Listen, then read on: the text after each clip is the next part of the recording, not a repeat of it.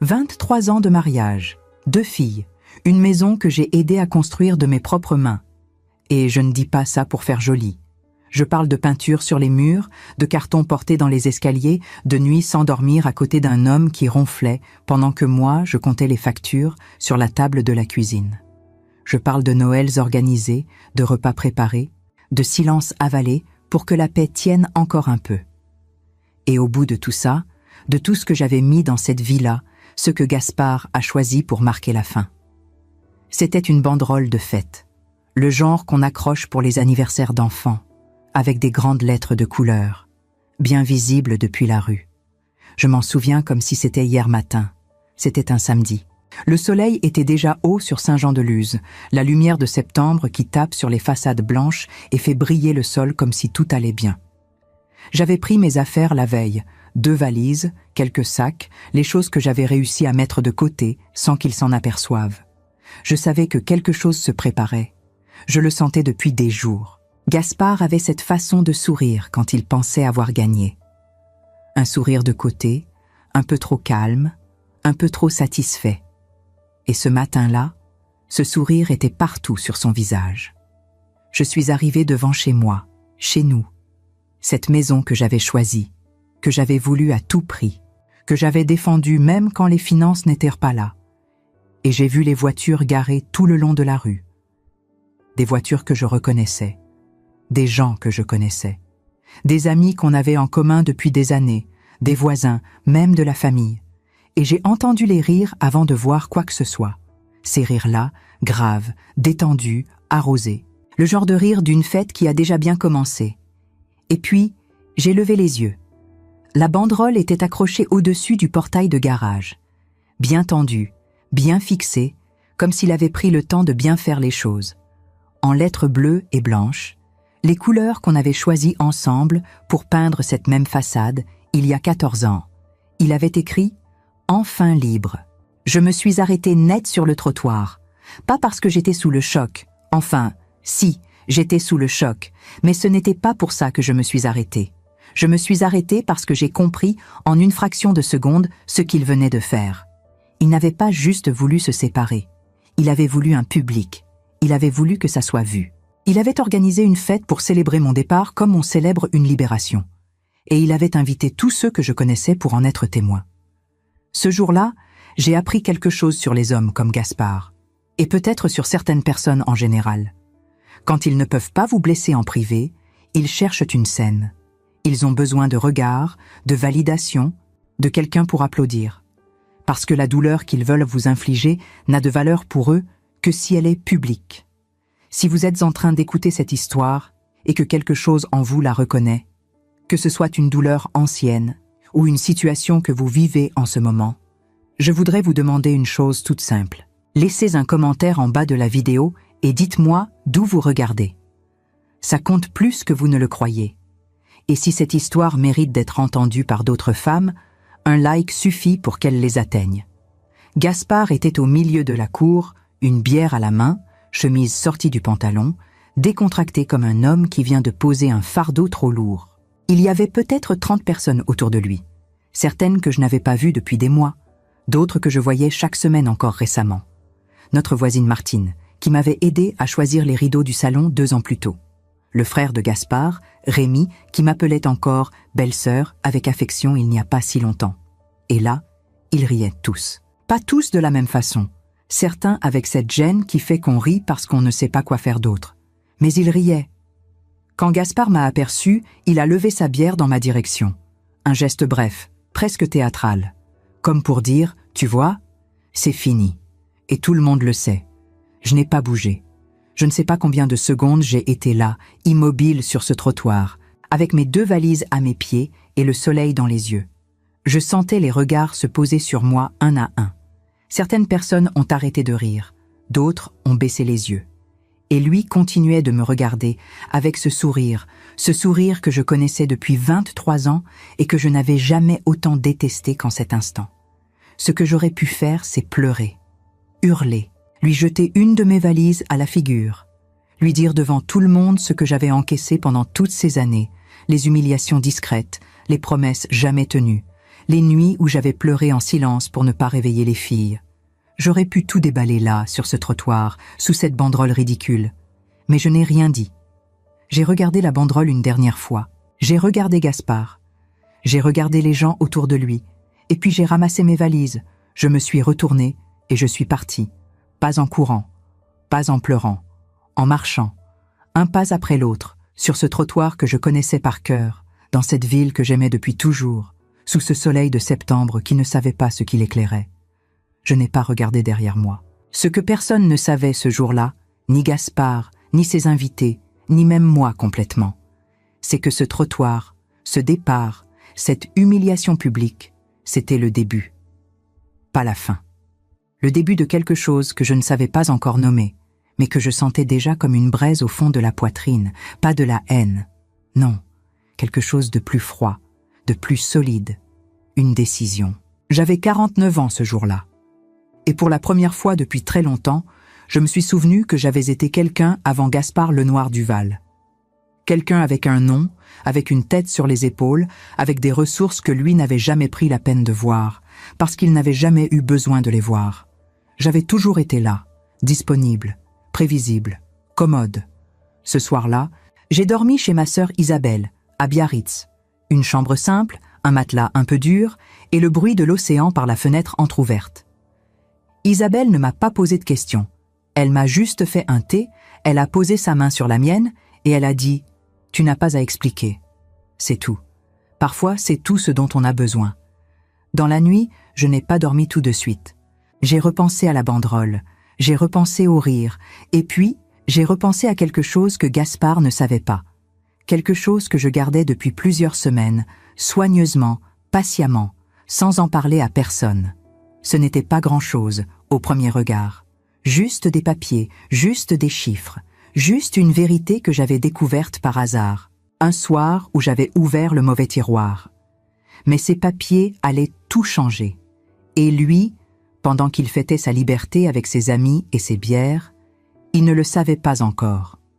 Je veux vous dire quelque chose, à vous qui écoutez. J'ai mis du temps à raconter cette histoire. Pas parce que j'en avais honte. J'ai longtemps cru que j'en avais honte, mais ce n'était pas ça.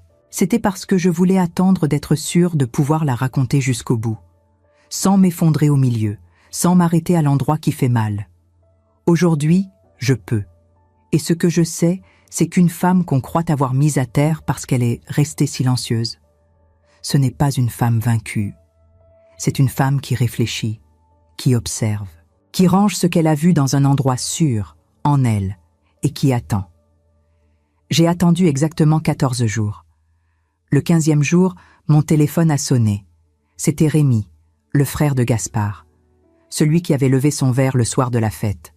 Sa voix n'avait plus rien du ton décontracté que j'avais entendu ce samedi-là.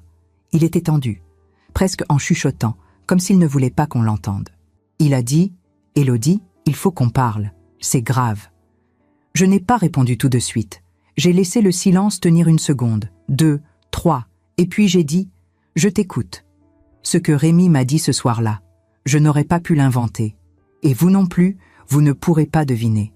Restez avec moi, la suite change tout. Bien sûr, il y avait une raison pour laquelle Gaspard avait voulu faire vite. Pour laquelle il avait tenu à ce que tout soit public, visible, officiel. Pour laquelle il avait besoin que je parte. Pas juste que je parte, mais que je parte sans faire de bruit, sans poser de questions, sans regarder dans les tiroirs. Et moi, sans le vouloir, j'avais déjà regardé. Ce que j'avais trouvé, je l'avais mis dans une enveloppe Kraft, glissée au fond de mon sac, entre une vieille photo de mes filles et un carnet que je traîne depuis des années. Cette enveloppe était avec moi ce samedi-là, sur ce trottoir. Elle était avec moi quand j'ai marché, quand je suis montée dans ma voiture, quand je me suis endormie chez Isabelle avec le bruit de la mer. Elle était toujours là, et elle n'avait pas perdu de sa valeur. Au contraire. Voilà ce que j'ai compris, avec le temps, et je le dis à toutes les femmes qui m'écoutent, qu'elles aient vécu quelque chose comme ça ou pas. Le silence d'une femme n'est jamais une faiblesse. Les hommes, comme Gaspard, confondent la discrétion avec la capitulation. Ils voient une femme qui ne crie pas, et ils croient qu'elle n'a rien à dire. Mais ce n'est pas la même chose. Ce n'est vraiment pas la même chose. Moi, je n'avais rien dit ce samedi-là parce que je n'avais pas besoin de parler. Ce que j'avais à dire ne se disait pas avec des mots sur un trottoir, devant des gens qui avaient déjà choisi leur camp. Ce que j'avais à dire se disait avec des papiers, avec des faits, dans un bureau, face à quelqu'un qui ne riait pas. Et ce moment allait venir. Il était déjà en train de venir. Quand j'ai raccroché avec Rémi ce soir-là, après l'avoir écouté parler pendant 20 minutes d'une voix de plus en plus blanche, je suis restée assise dans le noir de la chambre d'Isabelle. L'océan faisait toujours ce bruit régulier que j'aime depuis l'enfance. Et j'ai pensé à la banderole, aux lettres bleues et blanches, au sourire de Gaspard. Et pour la première fois depuis des semaines, j'ai souri. Pas par vengeance. Je veux que ce soit clair. Je n'ai jamais fonctionné à la vengeance. Ce n'est pas une valeur que j'ai. Ce n'est pas une énergie qui me nourrit. Ce que j'ai ressenti ce soir-là, c'était autre chose. C'était le soulagement de quelqu'un qui réalise qu'elle n'a pas tout perdu, qu'elle n'a pas été aussi démunie qu'on voulait lui faire croire, qu'elle avait, malgré tout, gardé quelque chose en main. La suite, ce que contenait cette enveloppe, ce que Rémi avait découvert et ce que Gaspard a finalement fait 14 jours après la fête, je vous raconte tout dans le chapitre suivant. Mais avant ça, je voudrais juste savoir, est-ce qu'il y a parmi vous des femmes qui ont vécu quelque chose qui ressemble à ça? Pas forcément la même histoire, mais cette sensation d'être mise de côté, effacée, comme si vos années ne comptaient pas. Si c'est le cas, vous n'avez pas à répondre. Mais sachez que vous n'êtes pas seul, et que parfois, le chapitre suivant est meilleur qu'on ne le croit. Je ne suis pas quelqu'un qui fouille. Je veux que ça soit dit clairement, parce que ça compte pour comprendre ce qui s'est passé.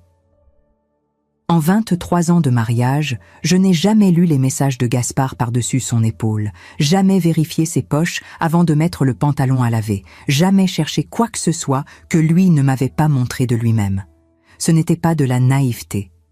Enfin, peut-être un peu, avec le recul, mais c'était surtout une question de respect. Je lui faisais confiance, ou plutôt, je croyais lui faire confiance.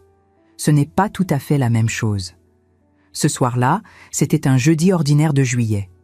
Les filles n'étaient pas là. Camille était en vacances chez une amie à Bordeaux, et Lucie, notre aînée, vivait déjà à Lyon depuis 2 ans. Gaspard était sorti pour ce qu'il appelait une réunion avec des collègues, et moi j'avais passé la soirée à ranger le bureau qu'on partageait au premier étage. Un bureau qu'on n'utilisait plus vraiment ensemble depuis longtemps, mais qui continuait d'exister comme ça, en commun, avec ces deux côtés qui ne se parlaient plus. Je cherchais simplement la graffeuse. Je l'avais vue là une semaine avant. J'ai ouvert le tiroir du bas à droite, son tiroir, pas le mien, et la graffeuse n'y était pas. Mais il y avait autre chose. Une chemise cartonnée, fermée par un élastique. Le genre qu'on utilise pour les documents importants. J'aurais pu refermer le tiroir. C'est ce que j'aurais fait avant. La version de moi d'il y a 5 ans aurait refermé ce tiroir sans hésiter, un peu mal à l'aise d'avoir regardé, et elle serait redescendue à la cuisine se faire une tisane. Mais ce soir-là, je ne sais pas pourquoi, quelque chose m'a retenue. Peut-être l'accumulation de moi où quelque chose ne sonnait pas juste. Peut-être une fatigue plus profonde que d'habitude. Peut-être juste l'instinct qu'ont certaines femmes quand elles ont trop longtemps fait semblant de ne pas voir.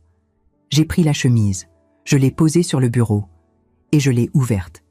Il y avait là-dedans des documents que je n'aurais jamais dû trouver de cette façon, des documents que Gaspard aurait dû me montrer lui-même, si notre mariage avait été ce que je croyais qu'il était. Des relevés de comptes. Pas les nôtres, pas le compte joint, pas celui qu'on consultait ensemble pour les dépenses courantes. Un autre compte, ouvert à son nom seul, dans une banque en ligne que je ne connaissais pas, avec des mouvements réguliers depuis presque 3 ans. Je ne suis pas comptable, mais je sais lire des chiffres. Et ce que je lisais, là, assis dans ce bureau silencieux avec juste la lampe allumée, c'était une somme qui avait quitté nos finances communes, mois après mois, pour aller s'accumuler ailleurs. Discrètement, méthodiquement. Comme quelqu'un qui prépare quelque chose depuis longtemps. En dessous des relevés, il y avait autre chose. Des échanges imprimés, des mails, quelques messages, avec un nom que je ne connaissais pas. Une femme. Pas des mots d'amour, pas ce qu'on s'imagine. C'était presque pire que ça, d'une certaine façon. C'était des mots pratiques, Des discussions sur un appartement, sur une date, sur comment les choses allaient se passer, comme deux personnes qui planifient un déménagement ensemble. Mon déménagement, sans me le dire, j'ai refermé la chemise. Je l'ai remise dans le tiroir exactement comme je l'avais trouvée et je suis descendue me faire cette tisane, finalement. Mais avant de descendre, j'ai pris mon téléphone et j'ai photographié chaque page, une par une, soigneusement, sans trembler, ce qui m'a surprise moi-même. Je ne lui ai rien dit ce soir-là, ni les jours suivants. Gaspard est rentré vers 22h, il sentait la bière et le parfum d'une cigarette qui n'était pas la sienne et il m'a trouvé sur le canapé avec un livre. Il a dit « Tu dors pas encore ?» et moi j'ai répondu « Je finissais un chapitre. » C'est tout. Nous avons continué à vivre dans la même maison pendant les semaines qui ont suivi comme si rien n'avait changé. Et pour lui, rien n'avait changé. Pour moi, tout avait changé. Mais j'avais appris, à force de vivre avec un homme comme Gaspard, que réagir trop vite ne sert à rien.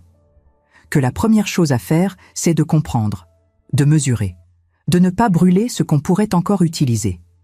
J'ai appelé une amie à moi, Nathalie, qu'on connaît depuis le lycée et qui travaille dans un cabinet d'avocats à Bayonne. Pas pour lui demander de l'aide officiellement, pas encore. Juste pour lui poser quelques questions.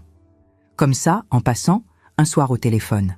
Elle a écouté sans m'interrompre et à la fin, elle a dit « Élodie, ce que tu me décris, c'est une dissimulation d'actifs. C'est sérieux. Garde tout ce que tu as. » J'ai gardé tout ce que j'avais. Les photos étaient sauvegardées à 3 endroits différents. Sur mon téléphone, sur un cloud que lui n'avait aucune raison de connaître et imprimées dans cette enveloppe Kraft que j'ai glissée dans mon sac et que j'ai emportée avec moi le jour où il m'a expulsé sous sa banderole de fête. Je sais que certaines d'entre vous pensent peut-être « Pourquoi elle n'a pas parlé tout de suite? Pourquoi elle a attendu ?» Je me suis posé cette question moi-même. Et voilà ce que je me suis répondu. Parce que la précipitation, c'est souvent ce que l'autre attend. Gaspard comptait sur ma réaction émotionnelle, sur mes larmes, sur ma colère, sur mon désordre. Ce que je lui ai donné à la place, c'est du temps. Et le temps, dans ces situations-là, n'est pas neutre. Il travaille toujours pour quelqu'un. Ce que Rémi m'avait dit au téléphone, le soir où il avait appelé en chuchotant, c'était ça. Gaspard avait un problème. Un problème qu'il n'avait pas anticipé, malgré tout son organisation, malgré ses mois de préparation discrète. Un problème qui avait surgi exactement comme surgissent les choses qu'on croit avoir bien cachées par quelqu'un d'inattendu à un moment qu'on ne contrôle pas.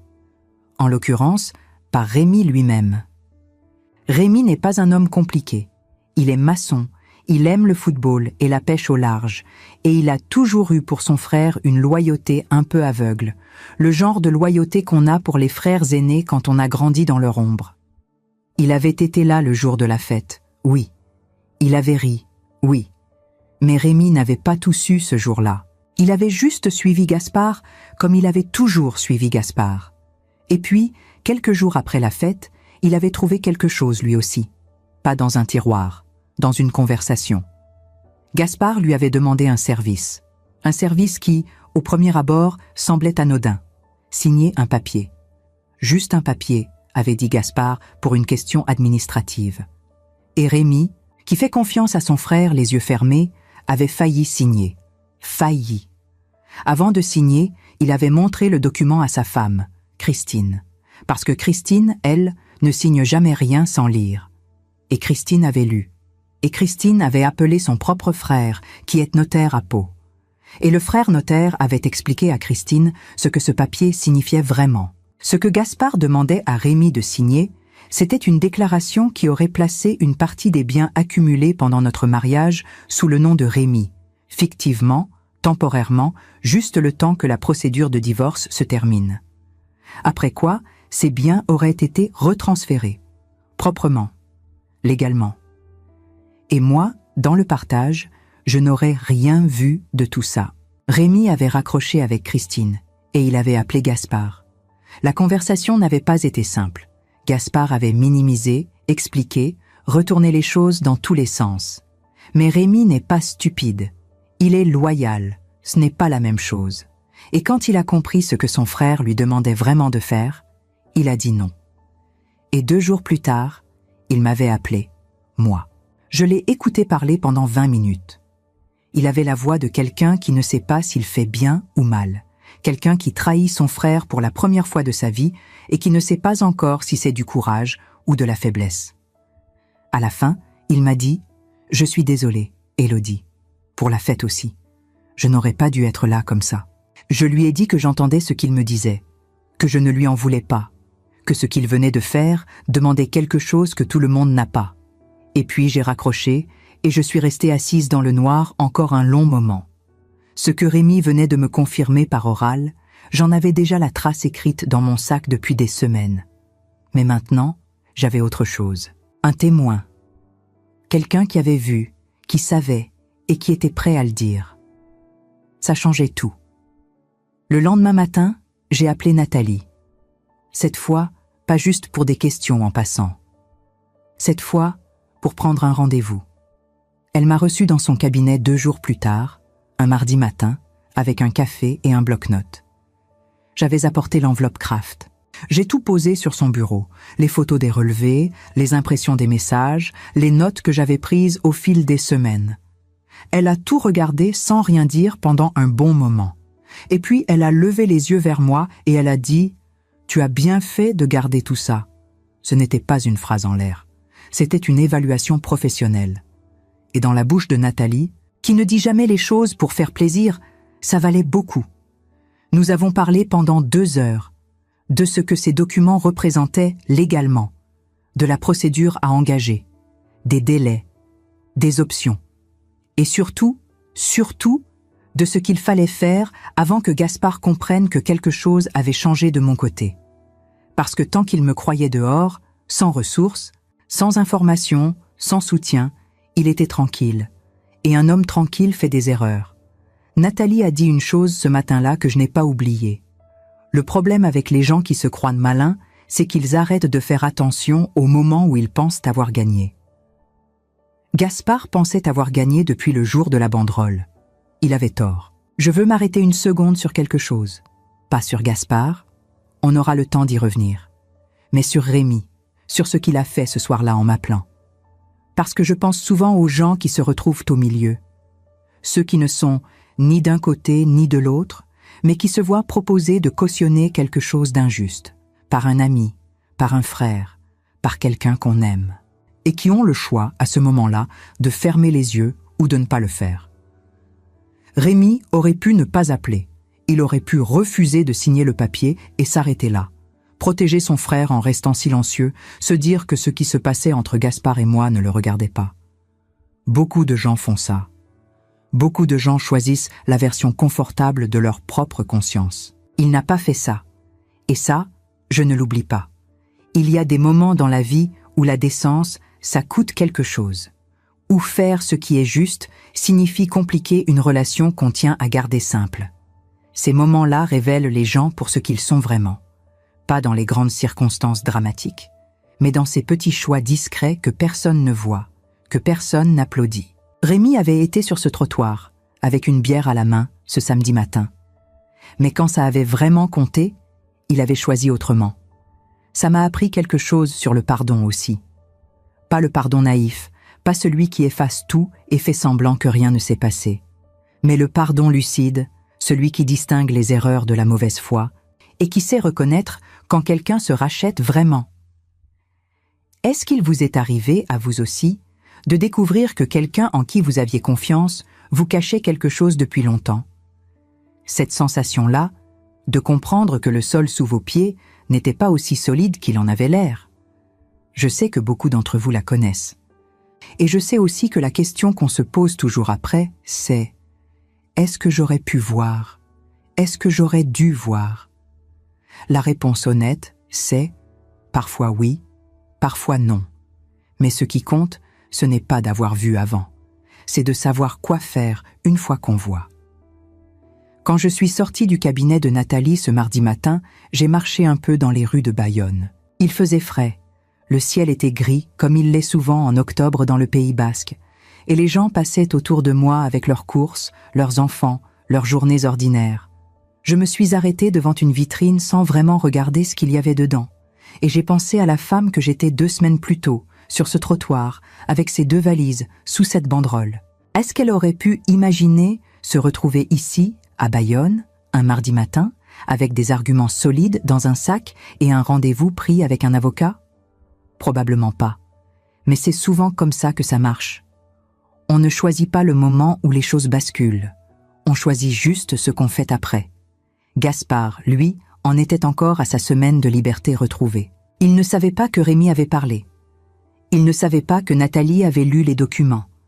Il ne savait pas que la femme qu'il avait expulsée sous une banderole bleue et blanche était en train de redevenir, tranquillement, quelqu'un qu'il aurait dû prendre au sérieux bien plus tôt. Il allait l'apprendre, mais pas tout de suite. D'abord, il y avait encore quelque chose que je ne savais pas moi-même, quelque chose que Nathalie avait gardé pour la fin de notre rendez-vous, posément, comme on garde une information importante pour ne pas noyer les autres. Elle avait dit « Il y a un détail dans ces documents que tu n'as peut-être pas remarqué. » Et ce détail-là, je vous en parle dans le chapitre suivant. Nathalie a une façon de parler qui ne laisse pas de place au drama inutile. Elle dit les choses comme elles sont, sans enveloppe, sans précaution excessive. C'est pour ça que je lui fais confiance depuis 30 ans. Et c'est pour ça que, quand elle a dit « Il y a un détail que tu n'as peut-être pas remarqué », j'ai su que ce n'était pas une façon de parler. C'était une information réelle, quelque chose de concret, quelque chose qui allait compter. Elle a repris une des pages que j'avais posées sur son bureau, un des relevés de compte, celui qui montrait les virements les plus réguliers, et elle a pointé une ligne avec son stylo. Une ligne que j'avais vue, bien sûr, mais sur laquelle je n'avais pas appuyé parce que le montant était plus modeste que les autres, moins visible, plus discret. Ce qui, j'allais comprendre, était exactement l'intention. Ce virement-là partait chaque mois vers un compte différent des autres. Pas le compte en ligne que Gaspard avait ouvert pour accumuler les sommes détournées. Un autre. Un compte au nom d'une société. Une petite structure enregistrée à Pau, avec un nom qui ne voulait rien dire. Le genre de nom générique qu'on choisit précisément pour ne pas attirer l'attention. Nathalie a dit « J'ai vérifié ce matin avant que tu arrives. Cette société a été créée il y a 4 ans, et Gaspard n'en est pas le gérant officiel. » J'ai attendu la suite. Le gérant officiel, c'est une femme. Elle s'appelle Sandrine Aubert. Elle a 42 ans. Elle habite à Pau. J'ai regardé Nathalie sans rien dire pendant quelques secondes, et puis j'ai dit « C'est elle ». Ce n'était pas une question. Nathalie a hoché la tête. Très probablement. Je vais être honnête, ce n'est pas la trahison sentimentale qui m'a le plus touchée à ce moment-là. J'avais déjà traversé le choc de ça. Les semaines précédentes avaient fait leur travail. Douloureusement, silencieusement, dans les nuits chez Isabelle à Biarritz. Ce qui m'a traversé quand Nathalie a dit ce nom, ce n'était pas de la jalousie. C'était quelque chose de plus précis, de plus froid. C'était la mesure de la chose. 4 ans. Gaspard avait construit ça pendant 4 ans. Pas un écart, pas une erreur de jugement passagère, une construction patiente, organisée, financée avec l'argent de notre vie commune. Il avait créé une société. Il avait fait enregistrer cette société au nom d'une autre femme pour ne pas apparaître. Il avait alimenté un compte, mois après mois, pour avoir quelque chose à apporter dans une nouvelle vie. Et pendant tout ce temps, il rentrait le soir, il s'asseyait à notre table, il dormait dans notre lit et il souriait. Ce sourire de côté, ce sourire que je connaissais depuis 23 ans. Nathalie a posé son stylo. Elle a dit « Élodie, ce que tu as dans cette enveloppe, combiné à ce que je viens de trouver ce matin, c'est suffisant, c'est plus que suffisant. » Il y a des phrases qui changent l'air d'une pièce. Pas parce qu'elles sont dramatiques ou spectaculaires. Parfois, c'est exactement le contraire. Ce sont des phrases simples, dites posément, par quelqu'un qui sait ce qu'il dit. Et quelque chose dans la pièce se déplace, comme si le centre de gravité venait de bouger d'un coup. C'est suffisant. Pendant des semaines, j'avais fonctionné dans l'incertitude. J'avais les documents, j'avais les photos, j'avais les informations, mais je ne savais pas si c'était assez, si c'était utilisable. Si ça changerait vraiment quelque chose, ou si Gaspard trouverait un moyen de retourner la situation, comme il retournait toujours tout, avec ce calme qui m'avait si longtemps imposé. Ce mardi matin à Bayonne, dans ce cabinet qui sentait le café et le papier, j'ai compris que l'incertitude était terminée. Nathalie m'a expliqué la procédure. Ce qu'il fallait faire en premier, ce qu'il fallait éviter, les délais à anticiper. Elle m'a parlé de la notion de dissimulation d'actifs dans le cadre d'un divorce, ce que ça impliquait légalement, ce que ça pouvait changer dans le partage. Elle m'a dit que le témoignage de Rémi, s'il acceptait de le formaliser, ajouterait encore du poids à ce qu'on avait déjà. Et puis elle m'a dit quelque chose que je n'attendais pas. Dans ce type de situation, la loi protège le conjoint lésé de façon assez claire. Mais il faut agir avant que lui ne dépose le premier. Il n'a pas encore déposé ? Non, j'ai vérifié. Rien n'a été déposé pour l'instant. Je me suis levée, j'ai mis mon manteau et j'ai dit « Alors on dépose en premier ». Ce que je n'avais pas mesuré à ce moment-là, c'est l'effet que ça allait produire sur Gaspard. Pas immédiatement. Les procédures prennent du temps et lui ne saurait rien tout de suite.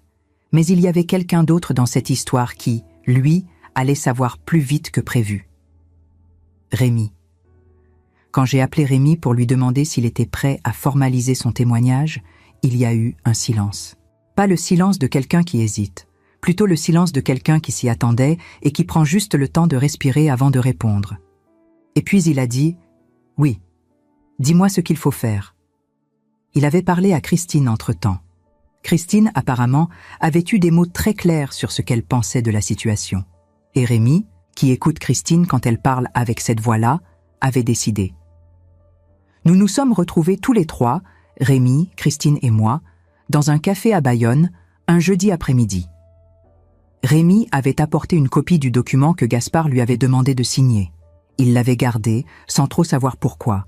Par précaution peut-être, ou par cet instinct qu'ont certaines personnes de conserver les traces de ce qui leur semble anormal. Cette copie-là, dans les mains de Nathalie, allait valoir très cher. Je veux m'arrêter ici une seconde, parce que je pense à toutes les femmes qui m'écoutent et qui se reconnaissent peut-être dans une partie de cette histoire. Pas forcément dans les détails, mais dans cette sensation d'avoir donné beaucoup à quelqu'un qui construisait autre chose en parallèle. Et je veux dire quelque chose d'important. Ce n'est pas votre faute d'avoir fait confiance. La confiance n'est pas une naïveté. C'est un choix qu'on fait, consciemment, quand on aime quelqu'un. Et si quelqu'un décide de trahir cette confiance, la responsabilité est entièrement la sienne, pas la vôtre, jamais la vôtre. Les jours qui ont suivi ont eu une texture particulière. Je vivais toujours chez Isabelle. Je m'étais organisée, j'avais repris quelques heures de travail à mi-temps dans une agence immobilière à Biarritz, où une connaissance m'avait proposé un poste de secrétaire administrative en attendant que ma situation se stabilise. Ce n'était pas le travail de ma vie, mais c'était un emploi du temps, une structure, des matins avec une raison de se lever et de s'habiller. Et puis ça m'occupait l'esprit d'une façon saine, parce que l'esprit, laissé à lui-même dans ces périodes-là, peut devenir un endroit peu recommandable. Ce que je ne savais pas encore, c'est que Gaspard avait commencé à sentir que quelque chose ne se passait pas comme prévu. Pas à cause de moi directement. Il ne savait pas ce que je faisais, il ne savait pas pour Nathalie, ni pour les documents. Mais il y avait une chose qui avait changé. Rémi ne répondait plus à ses appels. Pour Gaspard, qui avait l'habitude que son frère soit disponible, ça avait dû produire quelque chose. Une inquiétude sourde, peut-être. Une question sans réponse, le genre d'inconfort qu'on chasse au début et qui revient de plus en plus souvent. C'est Lucie qui m'a appelé pour m'en parler. Notre fille aînée, qui à Lyon essayait de comprendre ce qui se passait entre ses parents sans avoir tous les éléments. Lucie est quelqu'un de posé, de réfléchi. Elle tient sa doux, je vous laisse juger. Elle m'a appelé un soir et elle m'a dit « Maman, papa m'a contacté. Il est bizarre. Il dit que tout va bien, mais il est bizarre. » Je lui ai dit que je ne pouvais pas encore tout lui expliquer, que je lui expliquerais quand ce serait le bon moment, et qu'elle pouvait me faire confiance. Elle a dit « Je te fais confiance, maman. Je t'ai toujours fait confiance. » C'est l'une des phrases les plus simples et les plus nécessaires qu'on m'ait dites dans cette période. Camille, notre cadette, c'était plus compliqué. Camille a toujours eu une relation particulière avec son père. Cette relation qu'ont certaines filles avec leur père, faite d'admiration et d'une loyauté affective qui n'est pas raisonnée. Gaspard savait comment être charmant avec Camille. Il avait ce talent-là, être attentionné, présent, presque parfait, avec les gens qui n'avaient pas à vivre avec lui au quotidien. Camille m'avait appelé 2 jours après la fête, en larmes, sans comprendre ce qui se passait. Je lui avais dit que le mariage avec son père était terminé, que c'était une décision difficile mais réelle, et que ça ne changeait rien à l'amour que j'avais pour elle. Elle avait raccroché rapidement. Je savais qu'elle avait besoin de temps. Ce qui m'inquiétait, c'est que Gaspard était en contact régulier avec elle, et que Camille, sans le vouloir, pouvait être utilisée pour obtenir des informations sur moi. Pas nécessairement par malveillance consciente de sa part, mais Gaspard avait ce réflexe. Recueillir les informations là où elles se trouvaient, utiliser ce qu'il apprenait pour adapter sa position. J'ai fait attention à ce que je disais à Camille pendant ces semaines. Pas par méfiance envers elle, jamais, mais par lucidité sur la situation. Il y a des moments où protéger les gens qu'on aime, ça passe aussi par ne pas les mettre en position difficile. La semaine suivante, Nathalie m'a appelé un matin. Sa voix avait ce ton particulier qu'elle a quand elle a quelque chose d'important à dire. Ni dramatique, ni neutre, quelque part entre les deux.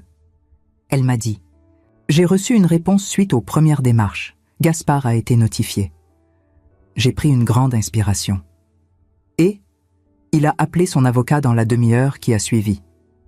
C'était attendu. Ce n'était pas une surprise. Mais l'entendre dit comme ça, avec cette précision, dans la demi-heure, ça donnait une image assez claire de l'état dans lequel il avait reçu la nouvelle. Un homme serein n'appelle pas son avocat dans la demi-heure. Un homme serein prend le temps de réfléchir, de peser les choses. Gaspard n'était plus serein. Nathalie a continué. Son avocat a pris contact avec moi ce matin. Gaspard veut proposer une discussion avant d'aller plus loin. Une discussion ? C'est le terme qu'ils ont utilisé. J'ai regardé par la fenêtre de la petite cuisine d'Isabelle. Le ciel était blanc ce matin-là, avec ce vent de novembre qui balaie la côte et fait plier les pins. Et j'ai pensé à la banderole, aux lettres bleues et blanches, au sourire. Dis-leur que je suis disponible. La réunion a eu lieu dans les bureaux de Nathalie, un mardi matin, exactement 2 semaines et 3 jours après la fête. Gaspard est arrivé avec son avocat, un homme d'une 50aine d'années, costume gris, mallette en cuir. Gaspard portait une veste que je connaissais, une veste bleu marine qu'il mettait pour les occasions où il voulait faire bonne impression. Il avait l'air d'avoir moins bien dormi que d'habitude. Il ne m'a pas regardé tout de suite en entrant, ce qui m'a dit beaucoup. Quand il a finalement levé les yeux vers moi, j'ai vu quelque chose que je n'avais pas vu souvent sur son visage en 23 ans. Pas de la culpabilité. Gaspard n'est pas quelqu'un qui se laisse paralyser par la culpabilité, mais de l'incertitude. Cette incertitude d'un homme qui avait préparé une version des événements et qui commence à comprendre que l'autre partie a une version différente et peut-être plus solide. Nathalie a ouvert la séance en posant les documents sur la table, un par un, méthodiquement, sans lever la voix, sans le moindre effet de scène. Juste les faits, dans l'ordre, avec les preuves correspondantes. L'avocat de Gaspard a regardé les documents. Il a pris des notes. Il a chuchoté quelques mots à son client. Et Gaspard, pour la première fois depuis longtemps, n'a rien dit. Ce n'est pas le moment où Gaspard a imploré que je vais vous raconter maintenant, ça, c'est pour la suite. Ce que je veux vous dire ici, c'est ce que j'ai ressenti pendant cette réunion. Parce que j'avais imaginé ce moment beaucoup de fois, dans les nuits chez Isabelle. J'avais imaginé que je ressentirais quelque chose de fort, de la satisfaction peut-être, ou cette chaleur qu'on appelle parfois la justice quand elle arrive enfin. Mais ce que j'ai ressenti en réalité, c'était beaucoup plus calme que ça, presque paisible. Pas parce que je ne souffrais plus. Je souffrais encore.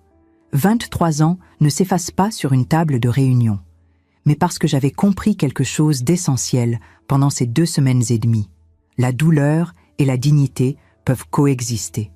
On peut être blessé et lucide en même temps. On peut avoir été humilié publiquement et reprendre pied, pas en criant plus fort que l'autre, mais en s'appuyant sur ce qu'on sait, ce qu'on a et ce qu'on vaut. Gaspard avait parié sur ma détresse. Il avait organisé une fête pour s'assurer que ma sortie serait pathétique, visible, irrécupérable. Il avait pensé que l'humiliation publique me paralyserait. Il avait confondu la douleur avec la faiblesse. Ce n'est pas la même chose. Je veux vous dire quelque chose, à vous qui m'écoutez. Peut-être que vous avez vécu, vous aussi, un moment où quelqu'un a essayé de vous réduire à votre pire instant. où l'on vous a regardé comme si vous étiez fini, comme si ce que vous traversiez définissait ce que vous étiez. Et peut-être que dans ce moment-là, vous n'avez pas trouvé les mots, ou la force, ou même l'envie de répondre. Sachez ceci, ne pas répondre dans l'instant n'est pas une défaite. Parfois, c'est la décision la plus intelligente qu'on puisse prendre. Parce que certaines réponses ne se donnent pas dans la rue, sous une banderole. Elles se donnent ailleurs, plus tard, avec les bons outils. Et elles comptent infiniment plus. La réunion s'est terminée sans conclusion définitive ce matin-là. L'avocat de Gaspard avait demandé du temps pour étudier les éléments. C'était une façon polie de dire qu'ils n'avaient pas anticipé ce qu'ils avaient vu sur cette table. Nathalie avait dit « Bien sûr, nous attendons votre retour d'ici vendredi. » En sortant du cabinet, j'ai marché seul sur les quais de la Nive. Les platanes avaient perdu presque toutes leurs feuilles et le vent faisait des petits remous sur l'eau. Il y avait des gens qui prenaient leur pause déjeuner sur les bancs, des enfants qui couraient, une vieille dame qui nourrissait les pigeons avec un geste régulier et tranquille. La vie normale. La vie ordinaire qui continue pendant qu'on traverse des choses extraordinaires. J'avais faim pour la première fois depuis des jours. Je suis entrée dans une boulangerie et j'ai acheté un sandwich jambon-beurre et un café. Je me suis assise à une petite table près de la vitrine et j'ai mangé en regardant les gens passer. Et j'ai pensé, cette femme qui mange un sandwich après avoir posé ses preuves sur une table, elle est en train de redevenir elle-même. Pas encore complètement, mais en train. Le vendredi, l'avocat de Gaspard a rappelé Nathalie. Il y avait une proposition qui, 2 semaines plus tôt, aurait été impensable, parce que 2 semaines plus tôt, Gaspard était sous sa banderole avec une bière à la main et il pensait que j'étais dehors, sans rien. Mais ce vendredi-là, la proposition était là, sur la table, par écrit. Et elle n'était pas négligeable. Ce que j'allais faire de cette proposition, si j'allais l'accepter, la négocier ou la refuser complètement, je vous le dis dans le chapitre suivant. Parce que ce n'était pas simple, et parce que ce n'est pas cette proposition qui a été la partie la plus difficile de cette semaine-là. La partie la plus difficile, c'était l'appel que j'ai reçu le jeudi soir, la veille, de Camille. Et ce qu'elle m'a dit ce soir-là, je ne l'avais pas vu venir. Camille a appelé un jeudi soir, vers 22h. Je venais de me coucher, pas de dormir, juste de m'allonger avec un livre que je n'arrivais pas à lire parce que ma tête était ailleurs depuis des jours. Quand j'ai vu son prénom s'allumer sur l'écran, j'ai eu ce réflexe qu'ont toutes les mères, cette légère contraction au ventre, ce « est-ce qu'elle va bien » qui précède chaque appel tardif d'un enfant, quel que soit son âge. Elle allait bien, physiquement du moins, mais sa voix avait quelque chose de différent. Pas les larmes des premiers jours après la fête, quelque chose de plus lourd que ça. Elle a dit « Maman, il faut que je te dise quelque chose. J'ai posé mon livre, je t'écoute. » Il y a eu un silence, le genre de silence d'une personne qui a répété ce qu'elle allait dire plusieurs fois dans sa tête et qui, au moment de parler, ne sait plus comment commencer. Et puis Camille a dit « Papa m'a demandé de lui dire si tu avais un avocat. Il m'a dit que c'était juste pour savoir comment vous organisez tous les deux, que ça irait plus vite si vous n'étiez pas chacun avec un avocat différent. » J'ai fermé les yeux une seconde. « Et tu lui as dit quoi ?» Je lui ai dit que je ne savais pas. Sa voix s'est fissurée un peu. « Mais maman... » Il m'a posé d'autres questions. Sur où tu habitais, sur ce que tu faisais. Et j'ai répondu parce que je pensais que. Je pensais que c'était normal, que c'était juste papa qui s'inquiétait. Elle s'est arrêtée. Et puis elle a dit, très doucement, « Je suis désolée. Ce que j'ai ressenti à ce moment-là, je vais essayer de le dire honnêtement, parce que la réaction facile aurait été la blessure. Et la blessure était là, oui, je ne vais pas prétendre le contraire. Mais sous la blessure, il y avait autre chose. De la tristesse, surtout. Pas pour moi, pour elle. Camille avait 26 ans. Elle aimait son père. Elle n'avait pas les informations que j'avais. Elle n'avait pas vu les documents. Elle ne savait pas pour la société à Pau. Elle ne savait pas ce que Gaspard avait demandé à Rémi de signer. Elle avait juste un père qui l'appelait et lui posait des questions avec une voix inquiète. Et elle avait répondu parce qu'elle est loyale et parce qu'elle ne soupçonne pas naturellement les gens qu'elle aime. Ce n'était pas sa faute. C'était exactement ce que Gaspard avait calculé. Je lui ai dit, « Camille, tu n'as pas à t'excuser. Tu n'as rien fait de mal. Mais si j'ai dit des choses que j'aurais pas dû? Tu as répondu honnêtement à quelqu'un en qui tu avais confiance. Ce n'est pas toi qui as un problème avec ça, c'est lui. » Nouveau silence. Et puis, « Maman, qu'est-ce qui s'est vraiment passé ?» J'ai regardé le plafond de la chambre d'Isabelle. Le moment était venu. Pas de tout dire, pas encore, pas au téléphone à 22 heures, mais de ne plus protéger Camille d'une réalité qui la touchait directement, parce que la protéger en lui cachant les choses, c'était aussi la laisser être utilisée sans le savoir. Je lui ai dit qu'on se verrait le week-end suivant, qu'elle viendrait à Biarritz, que je lui expliquerais tout. Elle a dit « d'accord ». Et avant de raccrocher, « Je t'aime, maman. Je t'aime aussi, ma fille. » Le lendemain matin, j'ai appelé Nathalie avant même d'avoir bu mon café. Je lui ai raconté la conversation avec Camille. Elle a écouté, elle a noté et elle a dit ce que je savais déjà. Ça ne changeait rien juridiquement, parce que Camille n'avait rien révélé de confidentiel. Elle ne savait rien de confidentiel. Mais ça confirmait que Gaspard cherchait à mesurer ma position avant de répondre à la proposition. « C'est quelqu'un qui calcule », a dit Nathalie. « Il veut savoir ce que tu as avant de décider combien offrir. » Et la proposition de vendredi ? Elle est réelle, mais elle est basse. Nous avons parlé pendant 1 heure. Nathalie m'a expliqué ce que la proposition contenait, une répartition des biens, une somme compensatoire, des délais, et ce qu'elle ne contenait pas, aucune mention du compte dissimulé, aucune référence à la société APAO, aucune reconnaissance de ce qui avait été soustrait pendant 3 ans à nos finances communes. Autrement dit, j'ai dit, il propose de régler ce qu'il veut bien reconnaître et d'espérer qu'on ne pousse pas sur le reste. Exactement. On pousse. Je veux m'arrêter ici sur quelque chose d'important, pas sur la procédure, pas sur les chiffres, parce que ce n'est pas vraiment le cœur de cette histoire. Le cœur, c'est une question que je me suis posée pendant toute cette période et que beaucoup de femmes dans ma situation se posent sans oser le dire à voix haute. Est-ce que ça valait le coup de se battre ? Pas dans le sens financier, dans le sens humain. Est-ce que l'énergie que ça demande, les rendez-vous, les documents, les nuits à ne pas dormir, les conversations difficiles avec les enfants, la fatigue de tenir debout quand on voudrait juste que tout s'arrête. Est-ce que tout ça valait quelque chose ? Ma réponse aujourd'hui, c'est oui. Pas parce que j'ai obtenu ce que je voulais, j'y reviendrai. Mais parce que se battre, dans ce cas-là, ce n'était pas de la vengeance. Ce n'était pas de l'acharnement. C'était juste le refus de valider ce que Gaspard avait fait, le refus de partir les mains vides d'une vie que j'avais construite avec lui, comme si mes années ne comptaient pas, comme si j'avais été un passage dans sa vie plutôt qu'une partenaire. Il y a une différence entre lâcher prise et abandonner. Lâcher prise, c'est accepter ce qu'on ne peut pas changer et avancer. Abandonner, c'est renoncer à ce qui vous appartient parce que quelqu'un vous a fait croire que vous n'étiez pas en position de le réclamer. Je n'allais pas abandonner. Le week-end suivant, Camille est venue à Biarritz.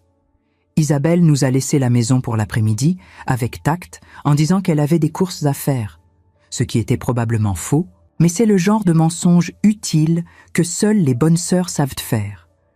Nous nous sommes assises toutes les deux dans le salon, avec du thé, et je lui ai tout dit. Pas dans l'ordre parfait, pas avec les mots les plus élégants, mais tout.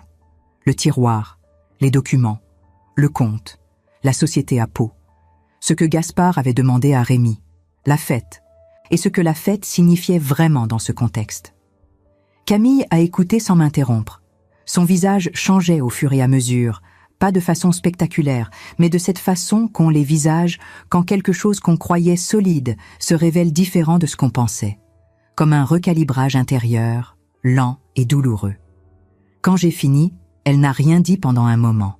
Et puis elle a demandé « Il le savait depuis quand, pour la séparation ?» Au moins depuis 4 ans, peut-être plus. Elle a regardé ses mains.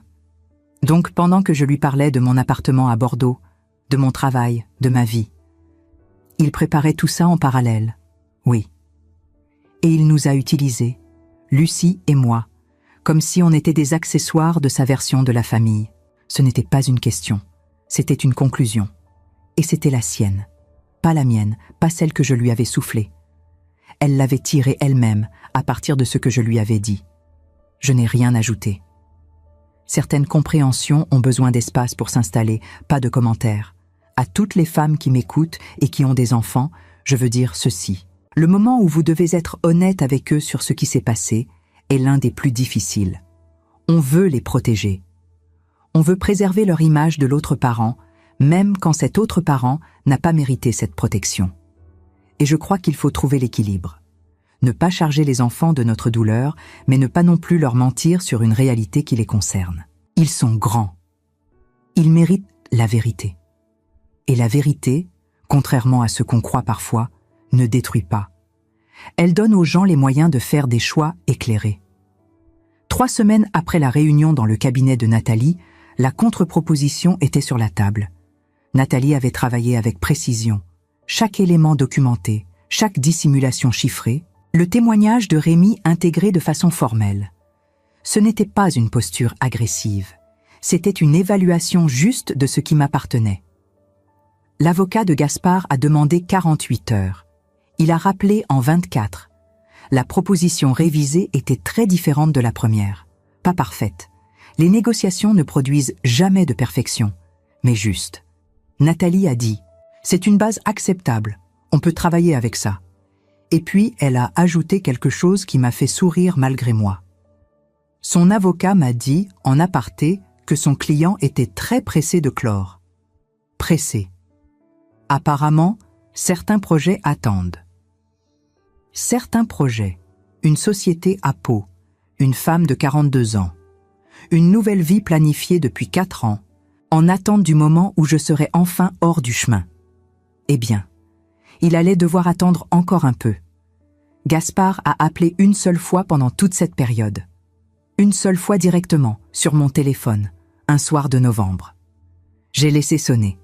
Il a laissé un message.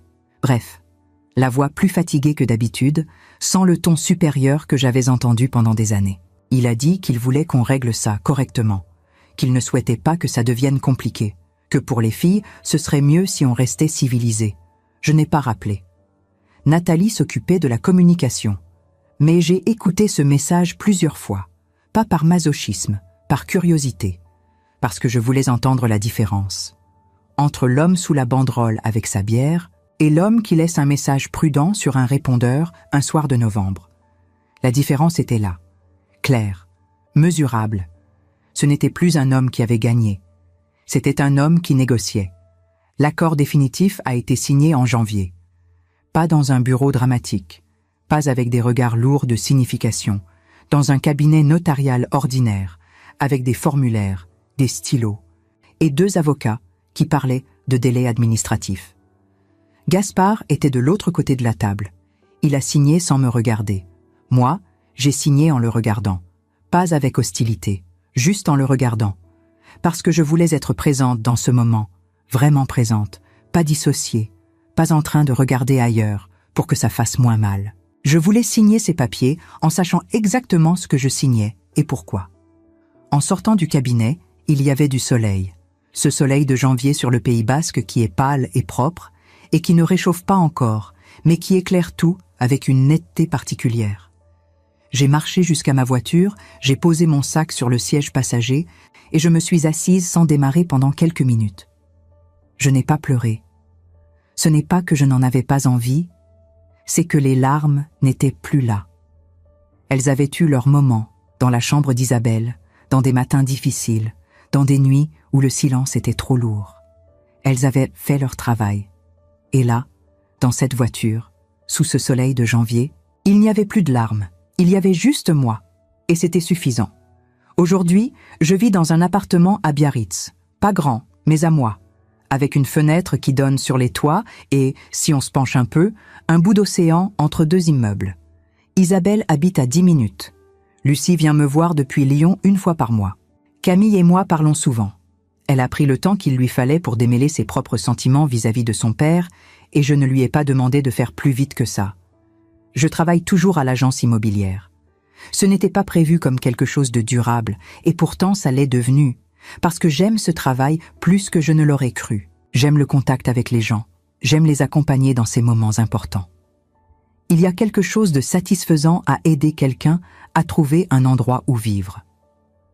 Gaspard est à Pau. Je ne sais pas grand-chose de sa vie là-bas, et je ne cherche pas à savoir. Ce n'est plus mon histoire. Je veux finir par vous dire ce que j'ai appris, pas comme une leçon de vie qu'on récite, mais comme quelque chose que j'ai vraiment compris dans ma peau pendant ces mois-là. Une femme silencieuse n'est pas une femme sans ressources. Une femme qui part sans crier n'est pas une femme vaincue. Et une femme qu'on croit avoir mise dehors pour toujours peut très bien être celle qui, quelques semaines plus tard, redéfinit les termes de tout. Ce n'est pas une question d'intelligence supérieure ni de calcul froid. C'est une question de se connaître soi-même assez bien pour ne pas réagir selon ce que l'autre attend, pour garder la tête claire quand on a envie de tout lâcher, pour faire confiance aux bonnes personnes au bon moment, Isabelle, Nathalie, Rémi, Lucie et finalement Camille aussi. Personne ne traverse ça seul, et personne n'a à le traverser seul. Si cette histoire vous a touché, si quelque chose en vous l'a reconnu, même de loin, alors elle a servi à quelque chose. C'est pour ça que je l'ai racontée. Pas pour Gaspard, pas pour la banderole, ni pour ce qui a suivi. Pour vous, pour toutes les femmes qui ont tenu debout dans des moments où personne ne les regardait, et qui ont continué quand même. Je vous remercie d'avoir écouté jusqu'ici. Si cette histoire vous a touché, partagez-la avec une femme qui en a besoin aujourd'hui. Elle saura pourquoi. Et si vous voulez entendre d'autres histoires comme celle-ci, des histoires vraies, des femmes vraies, des vies qui ressemblent aux vôtres, vous savez où me trouver.